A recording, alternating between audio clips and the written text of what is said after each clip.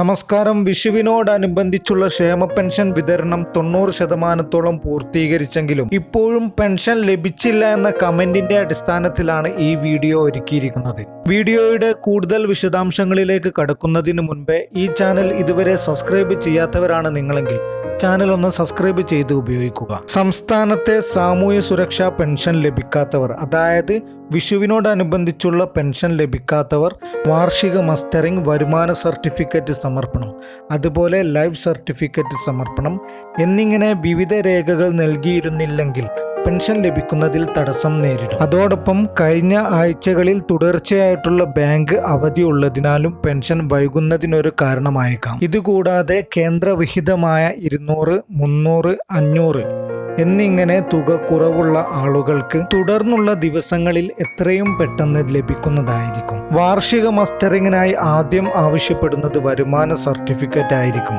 ഇതിനായിട്ടുള്ള പ്രഖ്യാപനം ഉടനെ വരുന്നതും നിശ്ചിത സമയത്തിനുള്ളിൽ വില്ലേജ് ഓഫീസറിൽ നിന്നും വരുമാന സർട്ടിഫിക്കറ്റ് ഓരോ പെൻഷൻ ഗുണഭോക്താവും കരസ്ഥമാക്കിക്കൊണ്ട് അത് സേവന വെബ്സൈറ്റിൽ അപ്ഡേറ്റ് ചെയ്യേണ്ടതുണ്ട്.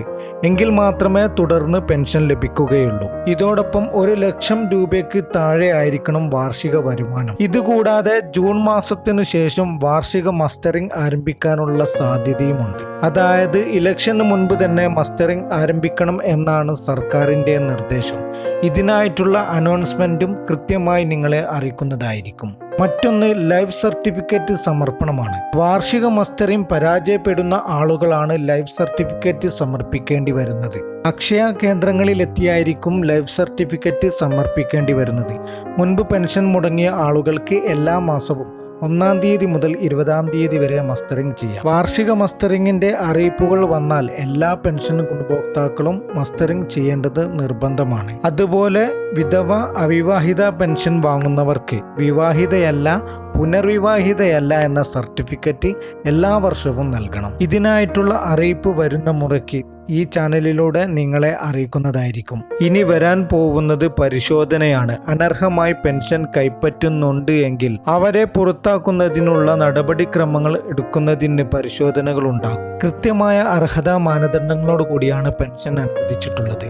അത് മറികടന്നുകൊണ്ട് അനർഹമായി പെൻഷൻ കൈപ്പറ്റുന്നുണ്ട് എങ്കിൽ അവർക്കെതിരെ നടപടിയെടുക്കാനുള്ള സാഹചര്യവും ഉണ്ടാകും. പെൻഷനുമായി ബന്ധപ്പെട്ടിട്ടുള്ള വളരെ പ്രധാനപ്പെട്ട അറിയിപ്പുകളാണ് നിങ്ങളുമായി ഷെയർ ചെയ്തത്.